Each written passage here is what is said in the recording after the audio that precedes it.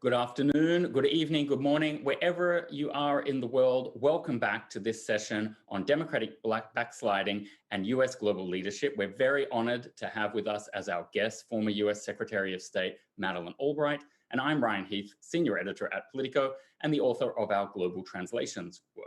Welcome, Secretary. Good morning. It's very good to be with you. Absolutely. And also chipping in will be Fogh Rasmussen, who you all know for setting up the alliance and for his work in Denmark and in NATO. Maybe if we could kick off with a question about the pandemic, Secretary.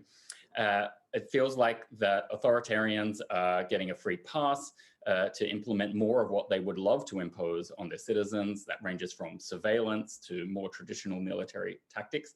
And you wrote that the world is paying a high price for this. And I took that as a reference possibly to China, but feel free to correct me if it was reference to other countries. And of course, we have a situation where so many countries believe that China has been handling this pandemic better than the US. So what's the outlook there, and where do you think that leaves China's rise? Well, I think that clearly China made a huge mistake from the perspective of the United States and democracies at the beginning by keeping information about the virus away from people and also arresting those in China that actually were coming forward with the truth. What is interesting is, and this is the real paradox, I think, is that clearly societies need to have some kind of rules when the virus has taken over. And clearly there are rules about social distancing and wearing masks and things, which does mean that there is a role for government in terms of kind of creating the rules and making sure they're carried out. The question is how that then doesn't disintegrate into a total control and an advantage for authoritarian governments. And the Chinese have obviously taken advantage of that. There has been kind of a return of the virus in China, and we are again seeing thoughts about various lockups and aspects that are dangerous. The part that is difficult, and I think one has to, in a discussion like the one we're having today, is try to recognize what is the role of the central government in trying to help develop those rules with when the virus is spreading. Also to have a government that actually recognizes the scientific basis of it and then figures out how to allow local parts of any country to follow out the rules and then give the people a chance to exist within a democratic society. So I think that we shouldn't underestimate the difficulties of this. And maybe I will throw in a question on Hong Kong that just occurred to me. It's like, in a way, very clear that China's using the pandemic as a cover to push through the changes and the limitations on the rights of Hong Kongers that they had been attempting last year. What do you think the world needs to do to stop that democratic backsliding? Well, I think one has to note it. Hong Kong, I was actually in Hong Kong for the turnover. The excitement of that, there were certain parts of the basic law that allowed there for the council to have a set of laws to be able to move towards a different kind of a system, to systems really, and how to figure it out. They are using it as an excuse. There's no question about it. What I find very interesting is there are certain countries that have been able to control the virus, and Taiwan is one of them. And one of the things, I hesitate to say this, is that countries that have women leaders have been able to control the virus better. So New Zealand, Taiwan, as I mentioned, Finland, Germany, Denmark, Norway, and Iceland. And so the question is how democracies control, what are the various rules and tactics, how is that carried out? It is definitely much more consulting with the people, seeing the people as part of the solution, not the problem. And then certain characteristics that I think women have in the way that they govern. But clearly understanding the science of issues, understanding that the people are partners in trying to solve it, and then caring about the well-being of the people and this is an important part, not pitting one group of people against another. So there are various aspects to it. But I do think democracies can control the virus. And I think we need to focus on that, while clearly those that have authoritarian tendencies are using it to push even further and create a really authoritarian governments. And some of them say, oh, well, it's because we're trying to control the virus, when actually they're trying to control the people and have power. Absolutely. Now, picking up some of the results from the Alliance's Democratic Perceptions Index, I think something that really struck me in the results is that fewer and fewer people believe their own countries are democratic, even those who live in democracies, where you have a situation where half of America doesn't really identify the US as a democracy anymore. Maybe that's about the polarization of politics. I don't want to speak on behalf of everyone who answered that survey. But what's your take on that situation there and that global trend? Is it something that we need to be worried about in democracies themselves, that they are going to disintegrate, move into the hybrid regimes that we see in Hungary and so on? Well, I'm very worried about that, by the way. And I wrote a book called Fascism, A Warning, even before the whole virus issue came up, and tried to figure out what was going on. By the way, fascism is not an ideology. What it is a method for taking power. And I went back and I looked at the history of fascism, which begins with Mussolini. What happened was Italy felt really disrespected and not thanked for the role that they played in the First World War. Their economy was a problem. There were divisions already in society. And all of a sudden, this character Mussolini, who was a very good speaker, an outsider, and was understood how power was gotten. And he then, and by the way, this is what's interesting, both he and Hitler came to power constitutionally, because in the case of Italy, King Emmanuel had a weak government and he turned it over to Mussolini. The best quote in that book was from Mussolini, which was, "If you pluck a chicken one feather at a time, nobody notices." So we saw that a lot in a variety of places around the world. And we were talking about Europe a minute ago. Orban is a perfect example of this, who then, in fact, had been seeking power in Hungary. Hungary had problems also as a result of World War I, feeling that they had been betrayed through the Treaty of Trianon. And I remember doing a survey in the early 90s, and we asked this of every country in Europe: do you believe a piece of your country is in the neighboring country? And 80% Hungarians did think so.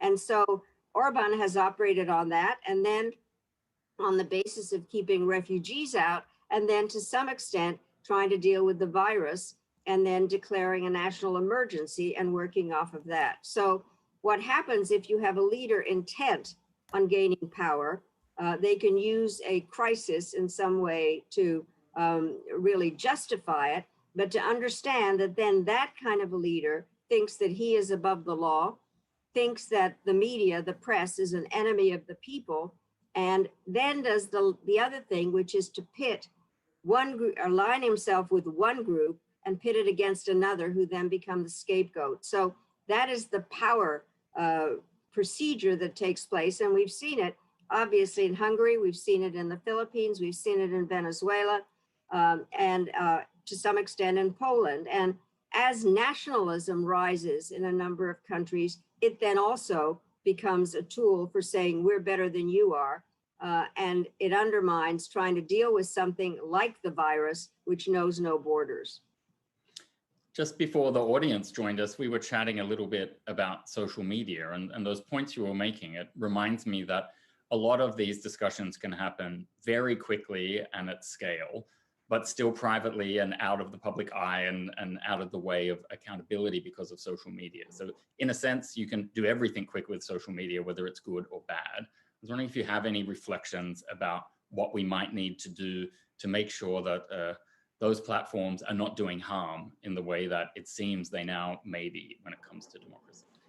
Well, let me say that when social media became obvious, I remember, by the way, I'm chairman of the board of an organization called the National Democratic Institute, which is part of the Endowment for Democracy, that was started by President Reagan, who thought that democracies were not real good about explaining themselves vis-a-vis communism.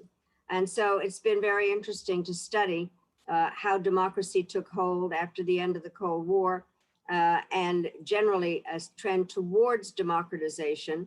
And I always thought when people said X country's not ready for democracy, I always said we're all the same. Everybody is ready for democracy to make decisions about their own lives. I do think that what happened, and initially I have to tell you, we thought that the rise of social media was democratizing in many different ways because people would have access to information. They would also have ways of participating, but it turns out to have been very much of a double-edged sword. And so the question, and there's an awful lot of work that needs to be done in terms of how those platforms are used, how not to get into the process. In a democracy, you don't want censorship, but how do you keep material that is wrong or inducing to violence out of it? And so these are the big issues that I think democracies have to deal with in a way that is not authoritarian, frankly. But I think you'd agree that it is a complex issue, and it is in many ways, I was thinking again in the last couple of days, even made more complicated by the virus, because all of a sudden we have to figure out ways how to track people, and how is that done? And so it has opened up, it's a Pandora's box of major proportions. And I think that it is a truly essential problem that needs to be discussed between the people and the government. It needs to be discussed by journalists themselves. It needs to be discussed by academics, experts. And I think it is one of the really not so hidden issues that is out there that is going to make the next phase of international system much more complicated than before. I don't think we're going back to anything that happened before the virus. We need to think anew about structures and about people's participation and the role of information. Mm-hmm. You raised a gender leadership point earlier on. If I could maybe return to the theme of gender, but talk about the general population. I got in trouble a couple of months back by suggesting that the pandemic was hitting women harder than men. And that might not always be true in the death rates, but I think the pandemic has certainly revealed or reminded us of the structural inequalities that women are facing around the world. And those get really amplified by what the pandemic does to our economy or to our domestic situations. I'm just wondering, what is your advice to those who are looking to do more to address those inequalities around the world, seeing as we don't really have a US administration who's jumping onto the topic? Well, I think what is absolutely essential is to recognize it. I think part of the problem is that we have not talked enough about who is affected by what. And one of the issues that's in the very strong, obviously now at the moment, and I think for a long time in the United States, is how it has affected our Black population and stimulated a discussion about systemic racism. And so that is one of the issues, but it has also affected women in a number of different ways, because many of them are the caregivers, and they are the ones that have to continue to give care to their families.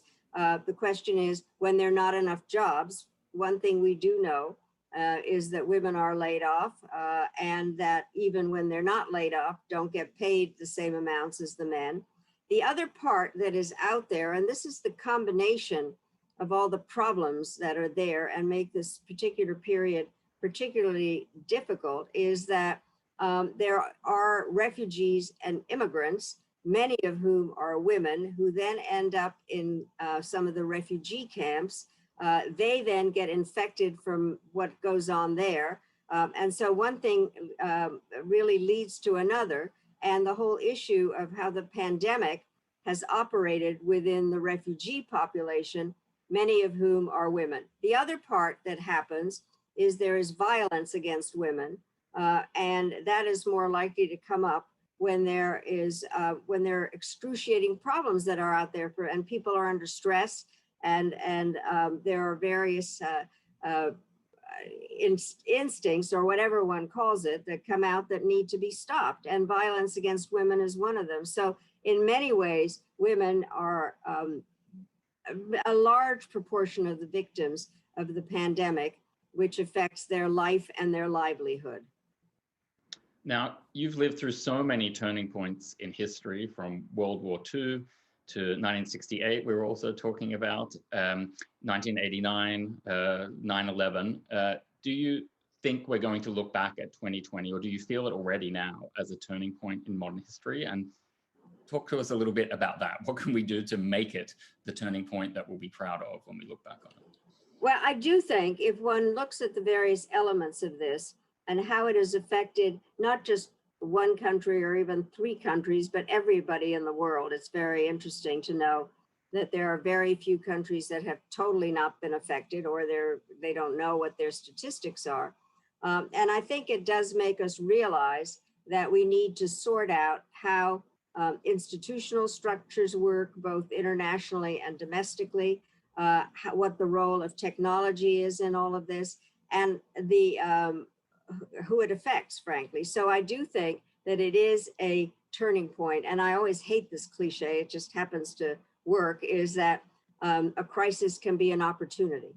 And I said, even before all of this, and as I said, I wrote my fascism book before this, is that we need to recognize that the international system wasn't working. I've said people and institutions in their 70s need a little refurbishing. And so a lot of the institutions that we've worked with, both internationally and domestically, were created out of World War II. Some were modified a bit after the end of the Cold War. And I had a very interesting time actually working with Rasmussen, who was Secretary General of NATO, to deal with some of the changes on that. But I do think that one can see this as a major turning point and needs to be seen as an opportunity to rethink how we deal with a global pandemic that requires international cooperation, and also how it affects our governments, because starting from what you said earlier, you need a government to make some rules about how to deal with a pandemic, but how do you make sure that the government doesn't overstep its bounds and that chicken ultimately ends up being bald?